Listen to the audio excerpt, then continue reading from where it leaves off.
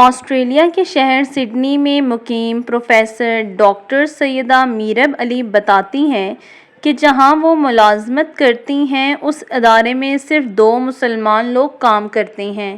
ایک میں ہوں جو پاکستان سے تعلق رکھتی ہوں، جبکہ دوسرے فارود صاحب ہیں جو برونائی سے تعلق رکھتے ہیں۔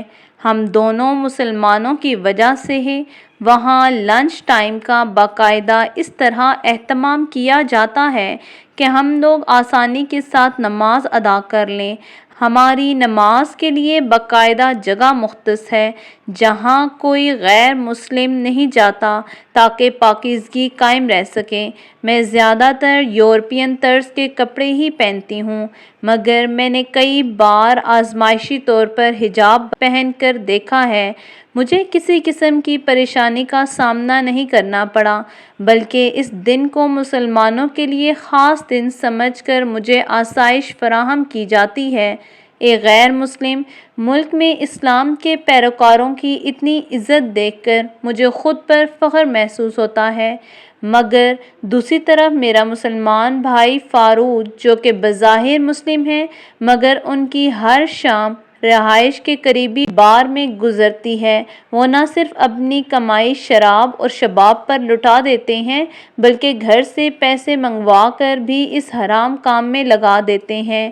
ان کے والدین برونائی کے بہت بڑے بزنس مین ہیں، لہٰذا دور جدید کے رئیس مسلمانوں کی طرح انہوں نے بجائے اپنی اولاد پر توجہ دینے کے اپنی اولاد کو مکمل اختیار دے رکھا ہے۔ کبھی خبر تک نہیں لی کہ ان کا بیٹا جس راہ پر چل رہا ہے وہ اسلام کے متضاد ہے۔ خیر، وقت گزرتا رہا، میرا مسلمان کولیگ گناہ کی دلدل میں دھنستا گیا، مگر پچھلے 1 ہفتے سے وہ گھر سے باہر نہیں نکلا۔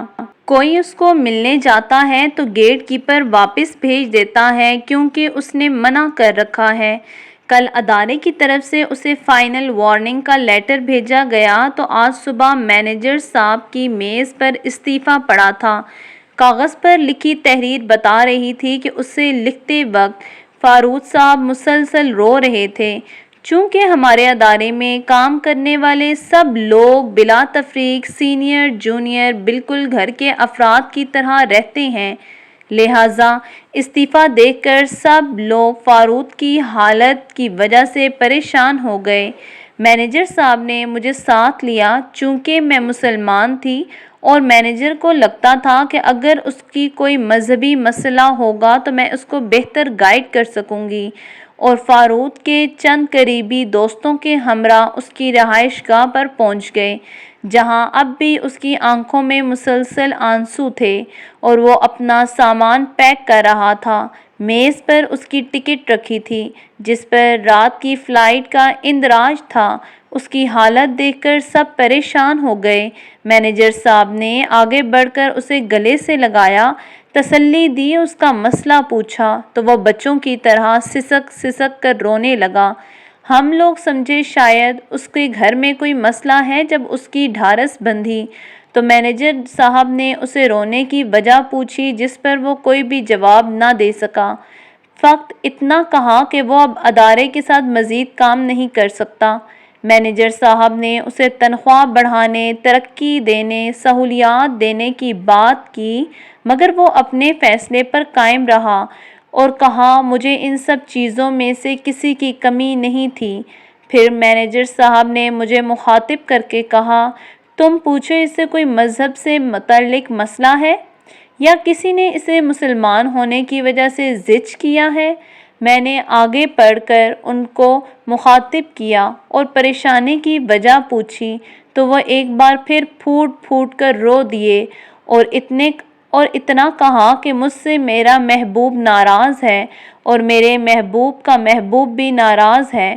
اس کی بات سن کر مینیجر صاحب مسکرا دیے، شاید وہ دنیاوی محبوب سمجھے ہوں گے، مگر جب میں نے اسے بات کی وضاحت مانگی تو اس نے بتایا کہ میں پچھلے ہفتے کی رات کو حالت غیر میں بار کے اندر شراب میں دھت ڈانس کر رہا تھا کہ بار کا مالک آیا۔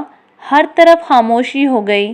اس وقت پر روزانہ ہی بار کے اندر میوزک بند کر دیا جاتا تھا جو تقریباً 2 سے 2.5 منٹ بند رہتا تھا، مگر میں نے شاید زیادہ پی رکھی تھی اور میوزک بند ہونے پر ہلہ گلا کرنے لگا تو بار کے مالک نے مجھے زور سے پکڑ کر پوچھا، کیا تم مسلمان ہو؟ میں نے کہا، ہاں میں مسلمان ہوں، مگر اس سے تم کو کیا غرض ہے؟ میری بات سن کر اس نے میوزک چلا دیا اور آئندہ کبھی بند نہ کرنے کا حکم بھی دے دیا۔ سب لوگ مجھے داد دینے لگے، مگر بار کا مالک مجھے بازو سے پکڑ کر ایک کمرے میں لے گیا جو بظاہر آفس معلوم ہوتا تھا۔ اس نے مجھے انتہائی عزت سے بٹھایا اور بتایا کہ میں قطر کے ایک عیسائی گھرانے میں پیدا ہوا، میری پرورش وہیں ہوئی اور میں نے مسلمان سکولوں میں پڑھتے ہوئے سیکھا کہ اذان کے وقت خاموش رہتے ہیں۔ میں نے نہ صرف اس پر عمل کیا بلکہ اپنے والدین کو بھی اس پر قائل کر لیا۔ ہمارے گھر میں اذان مکمل توجہ سے سنی جاتی، رمضان کا خاص خیال رکھا جاتا ہے۔ میں اپنی تعلیم مکمل کر کے یہاں منتقل ہوا اور یہاں کے ایک دوست سے مل کر یہ بار بنا لی۔ میری التجا پر اس بار میں اذان کے وقت میوزک بند کر دیا جاتا ہے اور ایسا برسوں سے جاری ہے۔ جب سے بار بنی ہے اذان کے اوقات میں میوزک بند رہتا ہے، گو کہ یہاں قریب کوئی مسجد نہیں، یہاں اذان کی آواز تک نہیں آتی، مگر اس کے باوجود میں اذان کے احترام میں میوزک بند کرواتا ہوں۔ میں نے یہاں کسی کو میوزک بند کرنے کی وجہ اس لیے نہیں بتائی کہ میرے کاروبار کا نقصان نہ ہو، البتہ آج جب مسلمان ہو کر تم نے ہی اس عمل کی وجہ سے میرے گریبان پر ہاتھ ڈالا تو آج سے میں نے میوزک بند نہ کرنے کا حکم دے دیا۔ اب تم یہ سوچ لو کہ تم اپنے خدا اور رسول اللہ صلی اللہ علیہ وآلہ وسلم کو کیا جواب دو گے؟ بار کے مالک کی بات سن کر میں لرز گیا۔ میں نے اس کے پاؤں پکڑ لیے۔ میں نے اس سے کہا کہ وہ وعدہ کرے وہ اذان کے اوقات میں میوزک بند رکھے گا، اور میں وہاں سے روتا ہوا نکل آیا۔ مجھے نہیں پتا میں آخری بار کب رویا اور آخری بار کب اللہ تعالیٰ کو سجدہ کیا، مگر پچھلے پورے ہفتے سے میں اللہ تعالیٰ کی پکڑ اور حضور اکرم صلی اللہ علیہ وآلہ وسلم کی ناراضگی کے ڈر سے لرز رہا ہوں۔ میرا اوڑھنا بچھونا یہ مسلح بن کر رہ گیا ہے۔ میں نے جاب چھوڑنے کا فیصلہ کر لیا ہے۔ میں واپس اپنے ملک جاؤں گا اور لوگوں کو بتاؤں گا کہ ہمارے ساتھ پرورش پانے والے غیر مسلم ہم سے کتنا کچھ سیکھتے ہیں، مگر ہم نے اپنی اقدار کو بھلا کر دنیا و دولت کی ہوس کو پورا کرنا شروع کر دیا ہے۔ میرے اس خوف سے آنسو نہیں رک رہے ہیں کہ اگر اللہ تعالیٰ مجھ سے ہی یہ سوال کر لیں گے تو میں کیا جواب دوں گا۔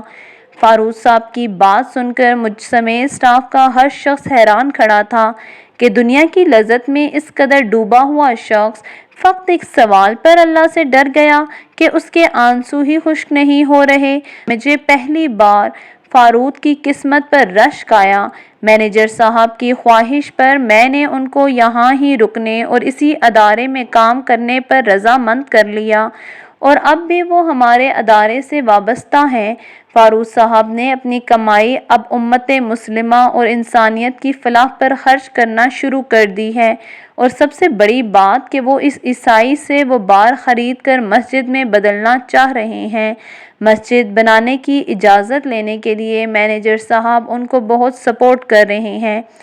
حقیقت تو یہ ہے کہ غیر مسلموں نے قرآن اور اسلام سے رہنمائی لے کر ترقی کی منازل طے کی ہیں، جبکہ ہم مسلمان جن کے پاس قرآن کا علم ہے اور جس سے استفادہ کر کے ہم دنیا اور آخرت دونوں میں کامیاب ہو سکتے ہیں، ہم غیر مسلموں کی پیروی کر رہے ہیں۔